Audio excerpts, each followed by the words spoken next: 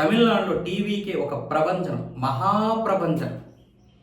ఇప్పుడు గనక టీవీకే విజయం సాధిస్తే ఒక ఎన్టీఆర్, ఒక ఎంజీఆర్, ఒక జయలలిత వీళ్ళ సరసన చేరుతాడు విజయ్.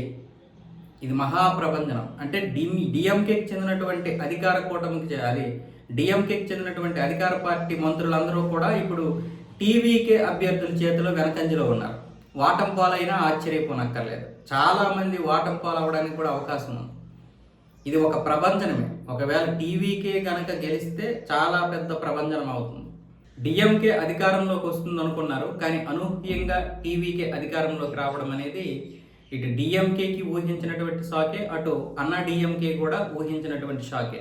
వాస్తవంగా చెప్పాలంటే ఇక్కడ ఎన్డీఏ గెలవడానికి అవకాశాలు ఉన్నాయని చాలామంది అనుకున్నారు. ఎందుకంటే అన్నా డిఎంకే ఉంది కాబట్టి, లాస్ట్ టైం డిఎంకే గెలిచింది కాబట్టి మళ్ళీ ఇప్పుడు అక్కడ సాంప్రదాయం ప్రకారం దాని ఆపోజిట్ పార్టీ అన్నా డిఎంకే గెలవాలనుకున్నారు. కానీ ఎప్పుడైతే టీవీకే పార్టీ పెట్టాడో విజయ్, అప్పుడే తమిళ రాజకీయాలు పూర్తిగా మారిపోయాయి. ఎవరి అంచనాలకు కూడా దొరకలేదు. కొన్ని ఎగ్జిట్ పోల్స్ అయితే మేము ఇక్కడ ఏమీ చెప్పలేకపోతున్నామని కూడా చెప్పేశారు.